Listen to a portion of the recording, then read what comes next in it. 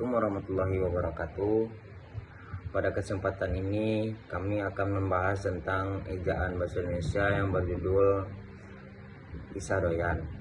Anggota ini terdiri Rahmat Dirga Saputra dengan nomor WP 211052610348, Syahid Fadil Iman Zaidillah 211011526153. Selanjutnya Arjuna 211052610320, Galira Kasiwi 211052610329, Rudyar Ditya 211052610332.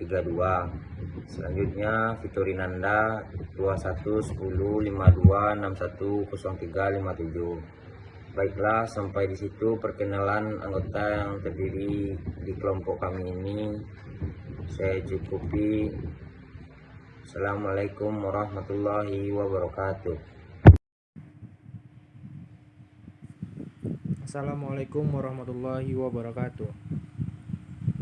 Perkenalkan, saya Rahmat Dirga Saputra, nomor WP 21101152610348. Saya berasal dari kelompok 3. Baiklah, pada saat ini saya akan membacakan sebuah cerpen tentang kisah Doyan Nada. Alkisah, saat belum mempunyai nama, Pulau Lombok masih berupa perbukitan yang dipenuhi hutan belantara dan belum dihuni manusia. Pulau ini hanya dihuni oleh ratu jin yang bernama Dewi Anjani, didampingi seorang pati bernama Pati Songan. Dewi Anjani mempunyai banyak prajurit dari bangsa jin dan seekor burung peliharaannya yang bernama Beberi. Burung itu berparuh perak dan berkuku baja yang sangat tajam. Dewi Anjani beserta para pengikutnya tinggal di puncak Gunung Rinjani yang terdapat di pulau itu. Suatu hari, pulau dari berkeliling mengitari seluruh daratan Pulau Lombok. Pati Songan datang menghadap kepada Dewi Anjani. "Ampun, Tuan Putri, izinkanlah hamba untuk menyampaikan sesuatu," kata Pati Songan sambil memberi hormat. "Kabar apa yang hendak kamu sampaikan, Pati? Katakanlah," seru Dewi Anjani. "Begini, Tuan Putri, hamba baru saja selesai mengelilingi pulau ini.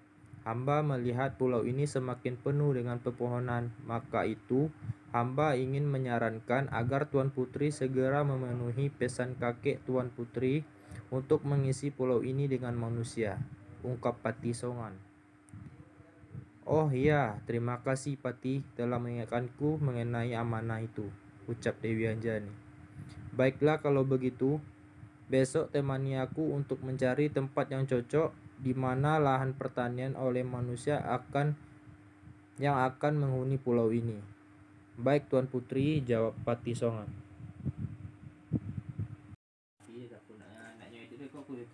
Perkenalkan, nama saya Syahid Fadil Iman Zaidillah dengan nomor BP 21101152610353. Saya akan melanjutkan cerpen yang tadi. Keesokan hari, Dewi Anjani bersama Pati Songan dan Beberi menjelajahi seluruh wilayah daratan pulau tersebut. Setelah menemukan tempat yang cocok, Dewi Anjani segera memerintahkan Beberi untuk menebang pepohonan yang tumbuh sesak dan berdesa-desakan di sekitar tempat itu. Beberi pun segera melaksanakan perintah tuannya. Dengan paruh dan kukunya yang tajam, ia mampu menyelesaikan tugas itu dengan mudah. Setelah itu, Dewi Anjani segera mengubah 10 pasang suami istri dari putrinya menjadi manusia dan salah seorang di antaranya dijadikan sebagai kepala suku. Ke-10 pasangan suami istri tersebut kemudian menetap di daerah itu dan hidup sebagai petani. Setelah beberapa lama menetap di sana, istri sang kepala suku melahirkan seorang bayi laki-laki yang ajaib. Begitu terlahir ke dunia, ia langsung dapat berjalan dan berbicara, serta dapat menyuapi dirinya sendiri. Selain itu, bayi ajaib itu sangat kuat makan. Sekali makan, ia dapat menghabiskan 2 bakul nasi beserta lauknya. Maka sebab itulah kedua orang tua dan orang-orang memanggilnya Doyan Nada. Dalam bahasa setempat, kata Doyan Nada merupakan julukan yang biasa diberikan kepada orang yang kuat makan. Semakin besar doyan nada, semakin kuat makan sehingga kedua orang tuanya tidak sanggup lagi memberinya makan. Oleh karena itu, sang ayah berdiri untuk menyingkirkannya. Bu, anak kita harus segera disingkirkan dari rumah ini. Jika tidak, kita akan mati kelaparan, kata kepala suku. Tapi ya, bukankah doyan nada anak kita satu-satunya? Iya, benar. Tapi hanya inilah satu-satunya cara untuk menyelamatkan hidup kita, jawab sang kepala suku. Sang istri tidak bisa berbuat apa-apa kecuali pasrah setelah mendengar penjelasan suaminya. Sementara itu, sang kepala suku segera menyusun rencana untuk menghabisi nyawa doyan nada. Pada esok harinya, ia mengajak anaknya ke hutan untuk menebang pohon besar. Tanpa merasa curiga sedikit pun, doyan nada menuruti saja ajakan sang ayah. Setibanya di hutan, sang ayah memilih pohon yang paling besar dan segera menebangnya. Dengan sengaja ia mengarahkan pohon besar itu roboh ke tempat doyan nada berdiri. Begitu roboh, pohon besar itu menindih tubuh doyan nada hingga tewas seketika. Melihat anaknya tidak bernyawa lagi, sang ayah segera meninggalkan tempat itu. Assalamualaikum warahmatullahi wabarakatuh. Perkenalkan, nama saya Arjuna dengan nomor BP 21101152610320. Baiklah, saya akan melanjutkan slide yang sebelumnya. Rupanya Dewi Anjani menyaksikan sebuah peristiwa tersebut dari puncak Gunung Rinjani. Beberi, cepat percikan bayu urip atau air hidup ke tubuh doyan nada, seru Dewi Anjani kepada burung peliharaannya. Mendengar perintah tuannya, Beberi segera terbang melesat menuju ke tempat doyana nada. Tertindih pohon besar dengan membawa bayu urip. Konon, bayu urip itu berkhasiat untuk menghidupkan kembali orang yang telah meninggal. Setelah bayu urip itu dipercikkan ke seluruh tubuhnya, doyana nada pun hidup kembali. Begitu sadar, ia langsung berteriak memanggil ayahnya. Ayah, ayah, tolong aku. Pohon besar ini menindih tubuhku. Beberapa kali doyana nada berteriak namun tidak ada jawaban. Akhirnya, ia mencoba untuk melepaskan tubuhnya dari tindihan kayu besar itu.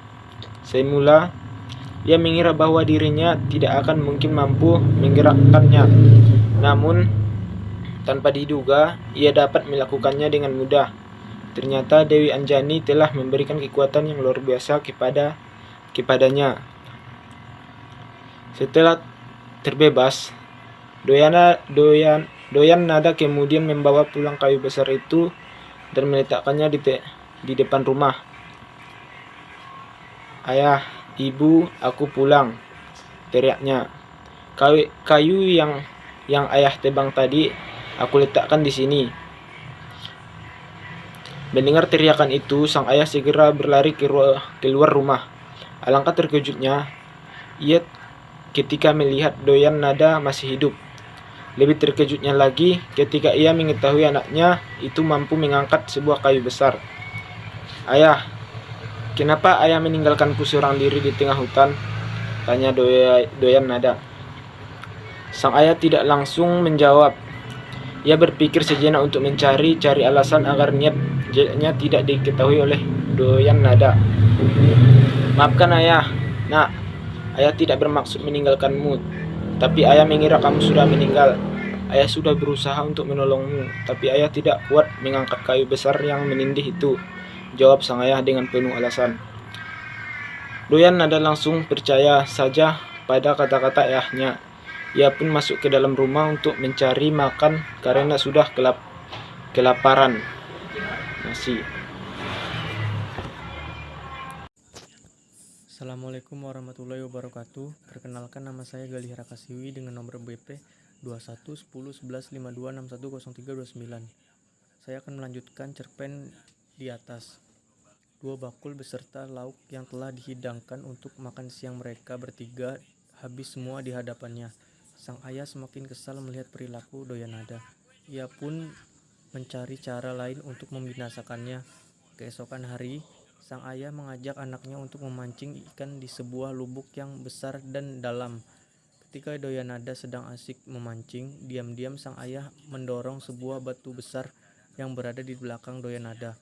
Batu besar itu menindih tubuh Doyanada hingga tewas.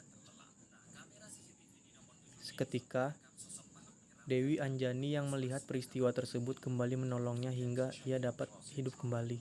Ketika sadar, Doyanada tidak melihat lagi ayahnya sedang memancing ikan di lubuk itu. Sejak itulah, ia mulai curiga kepada ayahnya yang sengaja untuk mencelakai dirinya. Dengan perasaan kesal, ia membawa pulang batu besar itu. Sesampai di halaman rumah, dibantinglah batu besar itu di hadapan ayahnya. Konon sejak itu, kampung Doyanada kemudian dinamakan Sela Parang. Kata Sela berarti batu, sedangkan kata Parang berarti besar atau kasar. Meskipun niat jeleknya telah diketahui Doyanada, sang ayah tetap saja berniat untuk menghabisi nyawa anaknya itu dengan berbagai cara. Sementara itu, sang ibu yang tidak tahan lagi melihat kelakuan suaminya menganjurkan anak sematawayangnya itu untuk pergi mengembara. Doyanada pun menuruti nasihat ibunya dengan bekal dendeng secukupnya. Ia pergi mengembara dengan menyusuri hutan belantara tanpa arah dan tujuan. Suatu hari, ketika melewati sebuah hutan lebat, Doyanada dikejutkan oleh suara orang berteriak meminta tolong.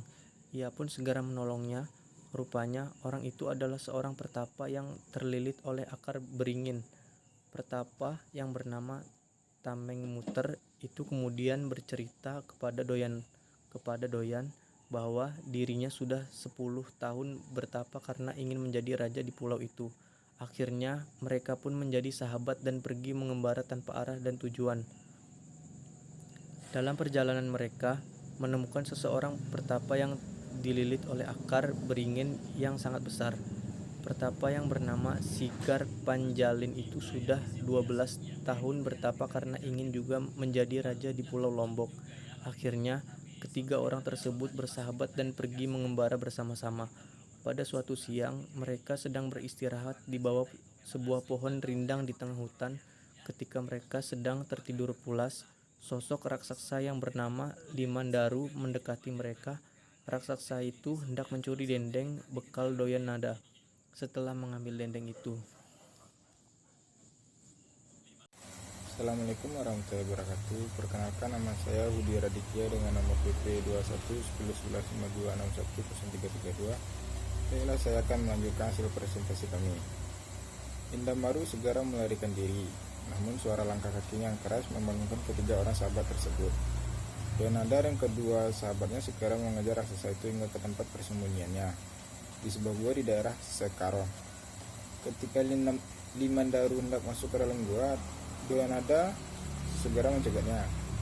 "Berhenti, hai raksasa tengik," seru Doyanada.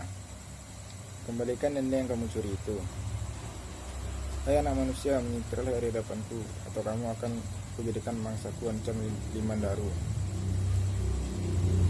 "Aku tidak akan menyingkir sebelum kau serahkan dendeng itu kepadaku," kata Doyanada. Merasa ditantang, Limandaru menjadi marah dan langsung menyerang Doyanada. Tanpa diduga, ternyata anak kecil yang dihadapinya adalah seorang sakti mandraguna.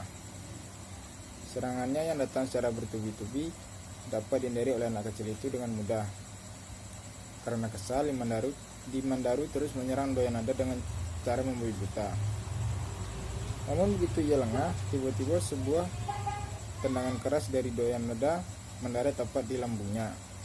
Tubuhnya yang besar itu